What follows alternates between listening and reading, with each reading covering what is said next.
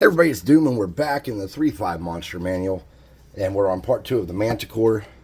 And the Manticore looks like an orangish brown color with some black spikes, and that's kind of what we got here. So, wow, we don't have any color on him yet, but that's what we got to work with.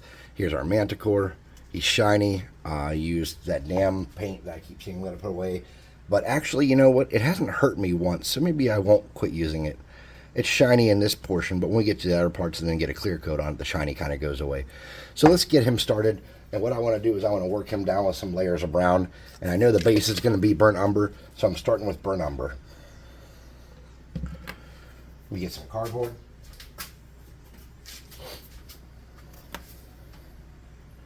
And a soft brush that's going to get some coverage.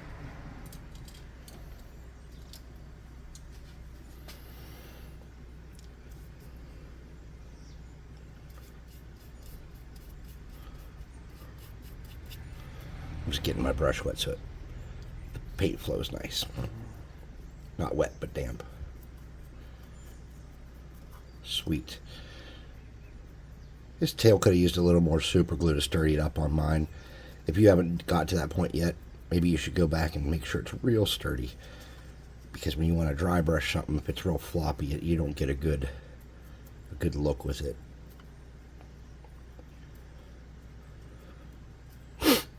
Man, I can't breathe. All summer I've just been, well, really since I had COVID, I've just been gagging a little bit, and I have not recovered all the way. I was going to make a comment, but I better not because I don't want to get in trouble.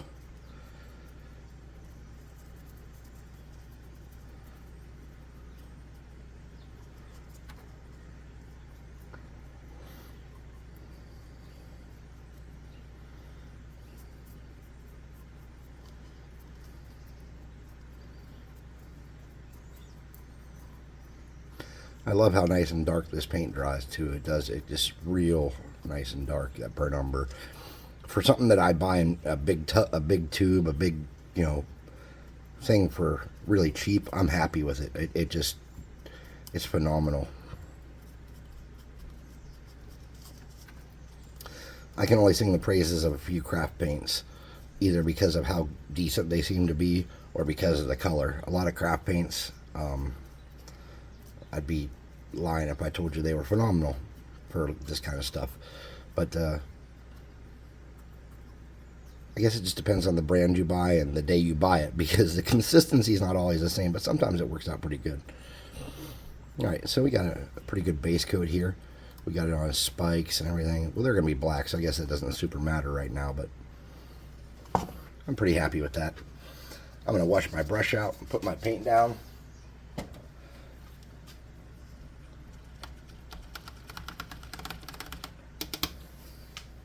So I've been using laundry soap in my paint water the past few times instead of Dawn, and I honestly don't think it's doing quite as good a job, but it does an okay job, but it's just not quite as good.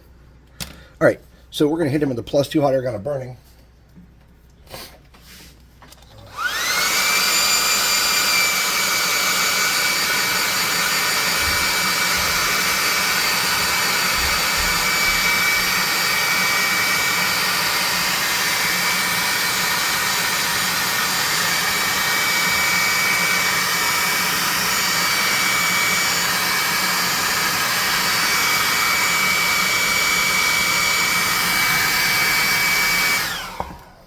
Then we're going to switch up gears here. So I'm going to get a medium brown, melted chocolate, and this orange color, which is called ripe tomato. I'm going to get a little dab of each of those.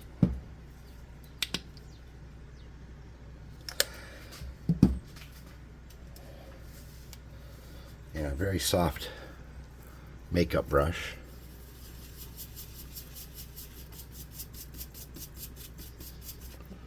And then I'm going to start creating a base coat of 2 orange-ish browns to work him down from.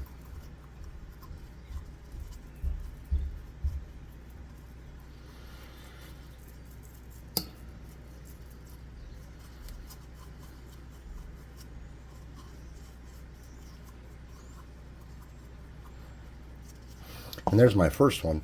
Now I'm going to get a lighter orange. This is called pumpkin orange.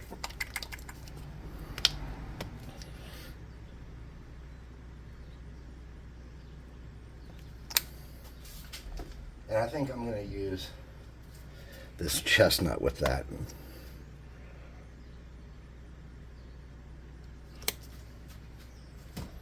And these are just Walmart paints, you know what I mean? Well, not Walmart paints, but paints I bought at Walmart. And I left my brown on the brush, so this obviously is a lot darker for me than it might be for you.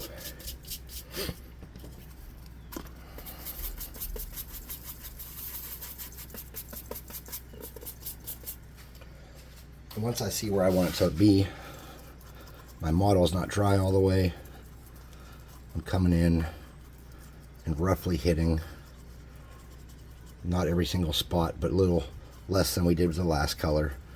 And we're just creating a variation on him. Okay.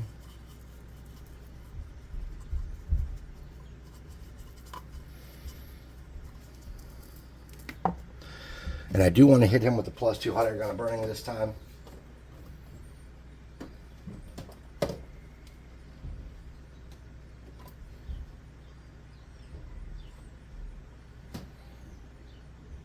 But first I'm looking for a beige color to go to the next phase. I'm grabbing a new piece of cardboard because that last one's all mucked up.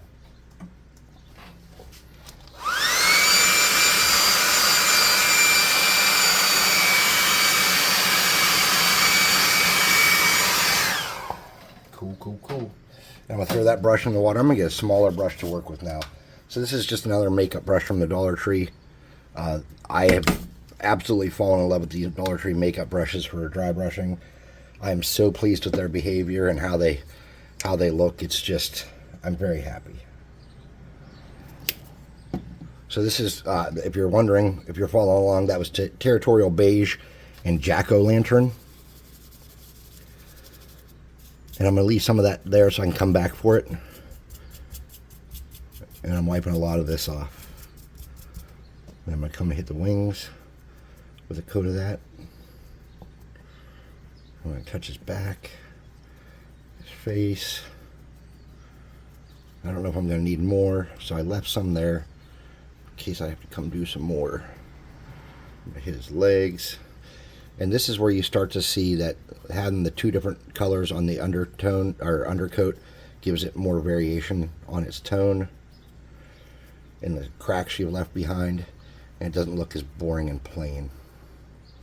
You don't have to do that. That's just something I do. And I mean, it really matters if you're doing high quality paint jobs, is where you see it better. But even on these quick paint jobs, I appreciate what it brings. Now I want to lighten that up another step here. For me. So what I'm going to do now is I'm going to get a much lighter orange. This is called apricot, whatever. And that little bit I left behind there. And a little bit of tan, or khaki this is called, mixed with that. And my brush still has this stuff in it. And hopefully we can make something to get a really good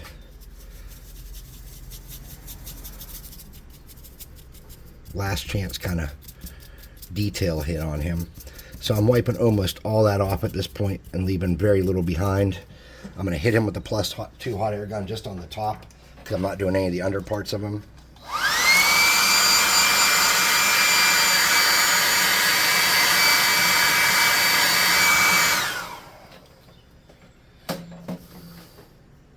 And then I'm going to use that real light color. I'm going to do his wings. I'm going to do around his face. I'm going to hit the center of his back a little bit. Then I want to do his tail.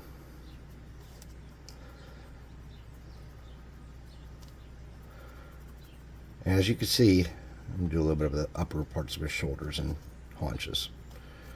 It doesn't bring an enormous amount of color change, but it does pop some detail. The little bit of detail we had on cheap models like this, you're obviously not going to get a superb, enormous amount of detail, but you get some.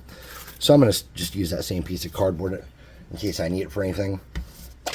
I'm getting some black craft paint and a small brush. This is just my size 1 starter brush I use all the time.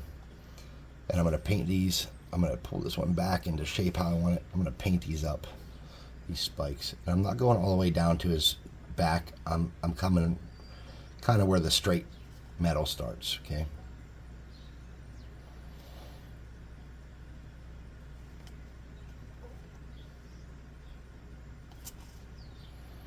I have D&D for my little boys and their friends today. All right. So everyone has drama in their lives, right? And I'm not sure who watches my channel. I don't know people that know me, how many of them watch it. I know my little boys watch the shorts, kind of. And my dad watches the shorts. But again, I don't know who in my life watches my channel. So I don't say too much about anybody's business. But here's what I would like to say.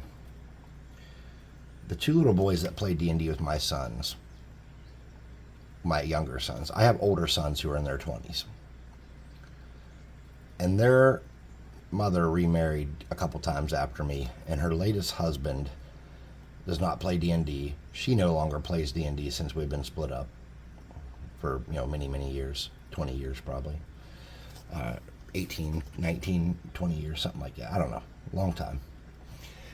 She doesn't play anymore, but her kids like D&D because their older brothers, who are my oldest sons, thought it was important they had D&D in their life and brought them here to learn. And they became friends with my boys because they're about the same age. There is some awkwardness, not because they're of them, because little boys are little boys, little kids in general are little kids. It's not their fault. Anything they know or do or how they came to be, children are just products of everything around them, right? But even though I know that rationally, there is, for some reason, it is hard for me that they are,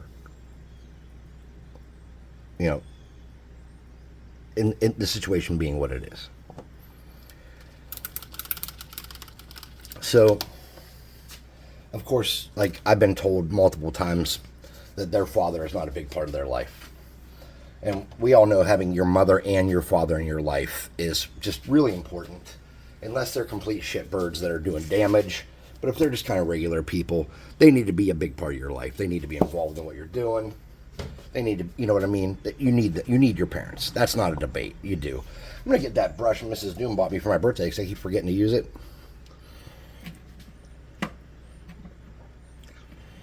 And I'm going to get this skeleton bone color here.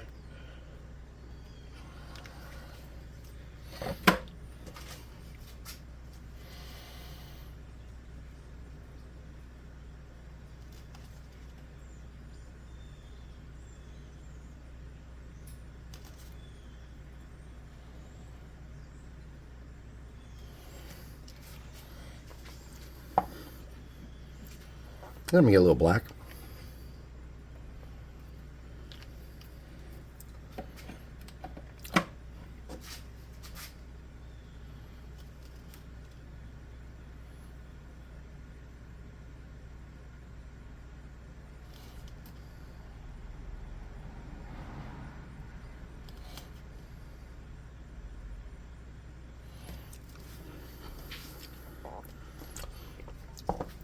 That's not the color I want. Then I'm going to get this dark gray blue color, which is new to me. Not new, but new to me. I never had it before. And I'm going to do his nose.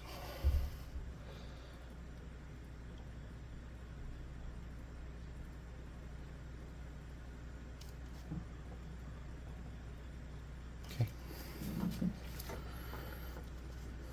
Now let's come back and do a little work on him and call it a win.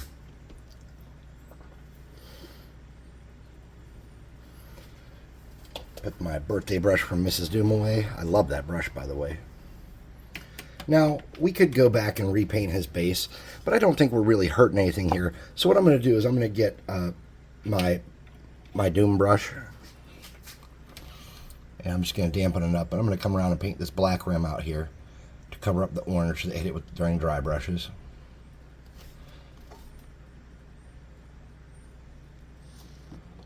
Oh.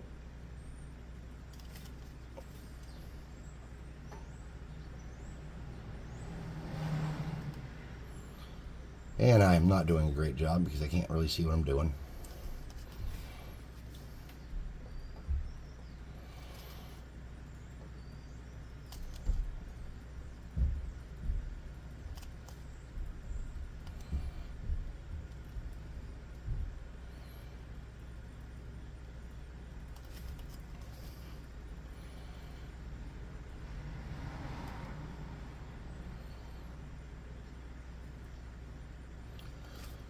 Need a little bit of water.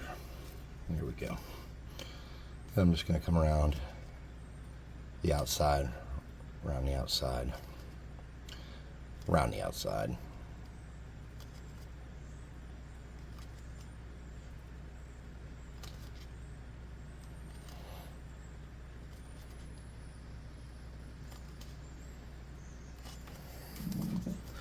Okay.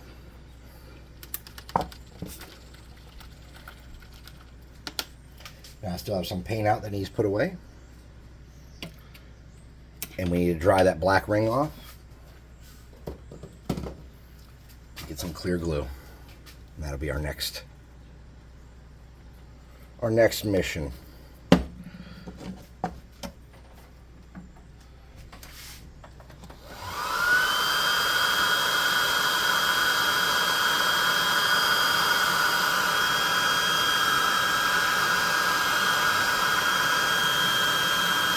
I want to show you something bad I did. I told you I couldn't see. And see how there's like some lumpy on the black there? That's what happens if there's not enough water in your brush and you're just dragging paint around. It doesn't flow smoothly. It gets lumpy like that. I can't really do anything about it now without like a bunch of effort, and we're wrapping this up. But if you're not able to see what you're doing, take the time to go back and look like I didn't. So I'm just getting clear glue and making little jagged shapes on the base here to put some flock.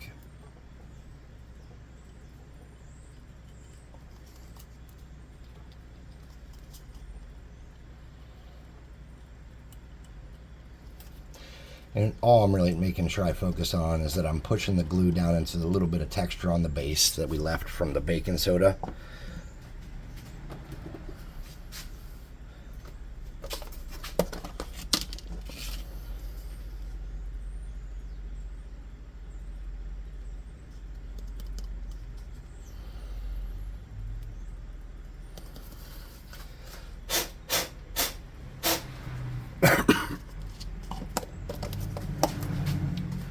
All right, and there is our Manticore. Not bad. Not bad at all. Could be way worse. So thanks for watching. If you like what I'm doing here, please hit like, subscribe, share, hit the notification bell icon. Please leave comments. I don't know what the deal is with the algorithm, but I do like the comments because it's like a thing for me to respond to them.